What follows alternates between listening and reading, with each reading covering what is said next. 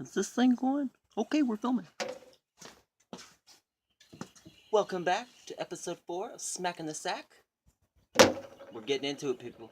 Hopefully you've had a good stretch. I filmed this episode about 5 times, so my hands are really stretched. So, just like I said, you want to do the wrists. You really want to, wiggle the fingers. Even though you're not striking the fingers, you still want to stretch them out because they're connected to stuff that you are striking with. Or, smacking with. Never striking, never striking. So, let's get into it. You want to do 10 times on each side. I like to do one hand at a time. So it'll be 1, 2, and that's one set. You see? And that's 2 sets.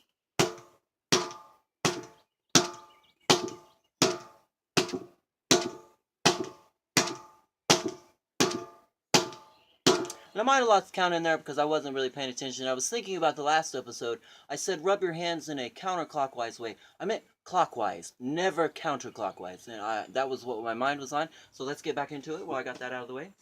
So we'll start with this hand. You want to remember, you're not striking with your fingers, but keep in mind that they may smack this and it may hurt, but you'll get used to it. If you don't like it and your fingers really hurt, you can always turn your bag this way. Smack, smack, smack.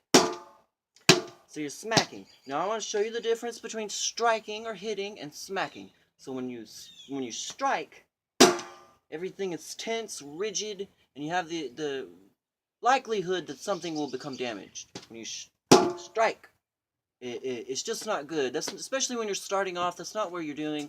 You're just really trying to get the tendons used to being beat on, the nerves to go dead. You don't need to feel the back of your hand, and I've never needed the back of my hand feeling for anything. I don't think. But that's what your first few months is for. Is to just get your hands used to being smacked on. No bone density training. We're not really going at it. No super smacks or nothing. I really think that the best way to describe the difference between a smack and a strike is when you strike, you're rigid, and when you smack, you gotta think of your hand as like a flail. So this is already rigid, and this is loose, and so when you smack, it's like a flail. You just go to town, but you got to get it to that state. You do that, go to town at first, you're gonna mess your hand up. Let me tell you. You get stuck like this one day, you'll remember stretching and good technique. I'm telling you now.